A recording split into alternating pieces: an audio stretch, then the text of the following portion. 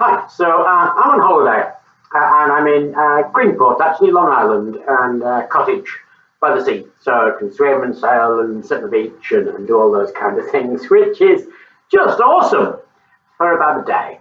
I'm actually not that good at holidays, so after about a day of doing that, I started looking around for things to do.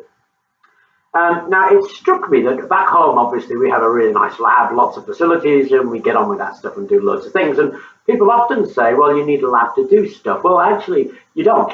And when I was looking around the holiday cottage we're in, of course, there's actually very little here that you would think of as scientific equipment. But I've had a real interest for a while in things called artificial muscles. Now, it's based really on shape memory alloys. Particularly famous one is nitinol. They use nitinol to make a heat engine, really quite impressive heat engine actually. But the problem with nitinol is it's really, really expensive. Now, following a research paper that I read on artificial muscles, they came up with this artificial muscle you could make from nylon. I thought that's a bit awesome. So I had a hunt around in the cottage, and because it's by the sea, there's quite a lot of fishing gear here actually, in particular this stuff, fishing line. Fishing line is nylon 6/6 mostly. There's a whole range of them, but your basic fishing line is nylon 6/6. And the paper that I read this on used this stuff specifically, this or strimmer line, and made artificial muscles. And all you do to make artificial muscles is essentially just twist it up. And when you keep on twisting it, what you end up with are sort of spring-like coils that look like this. So this is an example of an artificial muscle that I made. There we go, that's what it looks like from this stuff, which is fishing line. And in a minute, we're going to make an artificial muscle together. And with the most basic and rudimentary of equipment, because I mean, a holiday cottage doesn't have any equipment, and so being able to make something like that, I think, makes it really quite approachable for just about anybody. Now, I'm particularly fascinated by these, and it turns out that these twisted nylon are amazingly strong. So a 6-inch piece of this will pull a 14-ounce fishing weight 1 inch up against gravity, and that's an awful lot of force when you think it's just twisted fishing line. So I was really quite impressed by it, actually. I thought it was so cool that I would do a video on it as well, despite being on holiday, but I'd do a video. So the video quality is probably going to be a little bit ropey, just because it's not made in the lab, as it were. It's made from whatever I have available on me. So let's go ahead and make ourselves a artificial muscle and then run it through a quick and simple test to see what it does. So making one of these artificial muscles actually is really stunningly easy. I've got here a bit of nylon fishing line. Nylon fishing line is great because you can buy it in different weights. The finding a line, the more difficult it's going to be because it's about you keeping tension on it. All you really need to do is fix one end and spin the other end. Now, if we had a drill, that would be really, really easy, but obviously we're here in the holiday cottage, so we're going to come up with something else. And what I'm doing is tying it to the jamb of the garage that I happen to be sitting in.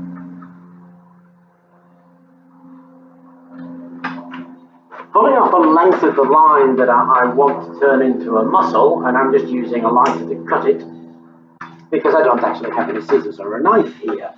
And the thing is just a method of spinning it. Now, I tried lots of different methods, obviously, before I came up with this one, and this one seems to work really well, really easy. I just put it through a hole. Now, I'm using a spanner here because it allows me to put a bit of tension on the line as I spin it, and then tying it to a little bit of rod that I found to help me to spin that around. So it'll become clear in a second when I've tied this on.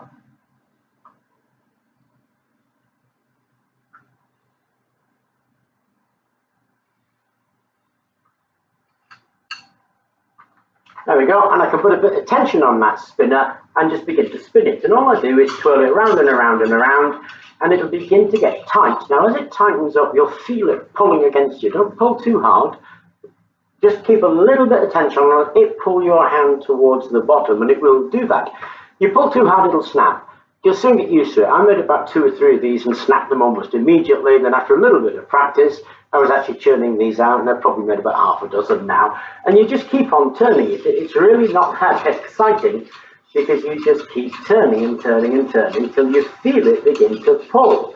And it'll begin to pull in about 5 minutes or so. So If you're really interested, you're destined to watch 5 minutes of me doing this. If you're not that interested, just skip a little bit and you'll get to the bit where it's actually made.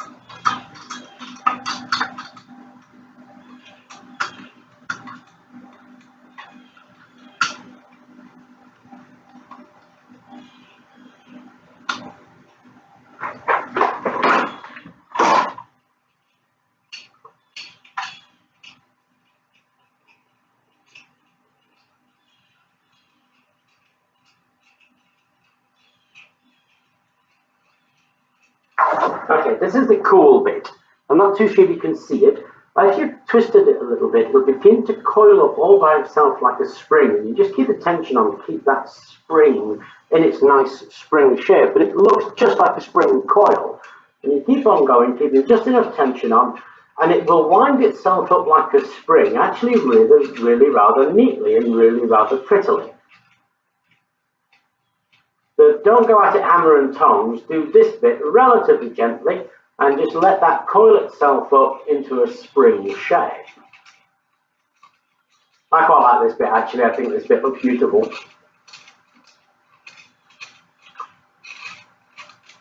Now when it gets to the end there, if I were to let this go, it would uncoil but keep a little bit of its shape. What we do is set that shape with a little bit of heat from a hairdryer.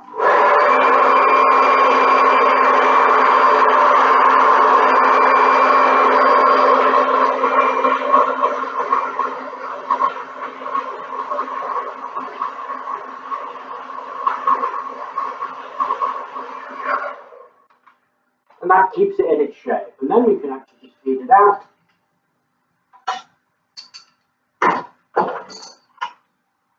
And then untie it.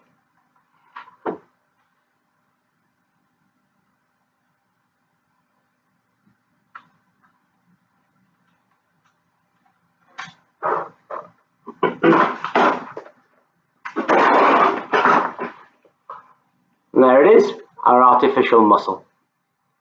As I say, it takes a little bit of practice to get that right, but after you've got that right, you can churn out hundreds of these, and they're astonishingly easy to make and astonishingly cheap. So here's a little experiment that I pulled together from the bits that I found around the garage.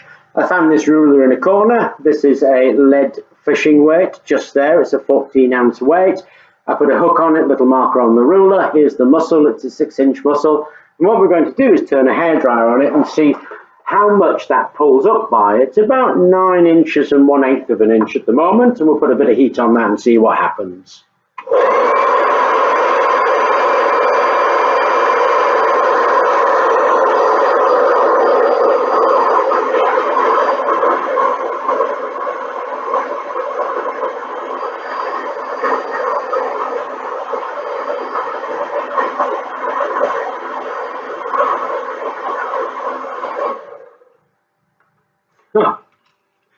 So that pulled that up nearly a whole inch, actually just 1/8 of an inch less than an inch. And now we turn the heat off, the muscle is going back to its original position, and we can see that the marker is being pulled back down. It'll go back down to 9 inches and 1/8 of an inch from right up here. That's actually quite impressive. So I thought It's really awesome. So I've made a whole load of them, different thicknesses, different lengths, and I'm going to spend a few days playing with those and see what we can do with them, because they're just made from this stuff, fishing line, which you can get just about anywhere. And there must be something we can do with that. A heat engine, perhaps, a pump would be good, I was thinking. Maybe try some kind of reciprocating engine so we could use it for generation. One thing I have seen that I quite like the idea of, and this is why I made this super long one, is if we wrap it around like that, put a big wheel at the top, a little wheel at the bottom, and dip that bottom in some hot water, we should be able to make that spin, in which case it'll spin the big wheel and we should be able to get a nice rotary motion out of that. So I might try something like that. Anyway, I thought I'd share with you the experiments that I've been doing, the kind of things I get up to when I'm on holiday, and how you can do science actually with the most basic of equipment. The only real thing you need is this, your imagination and your thoughts.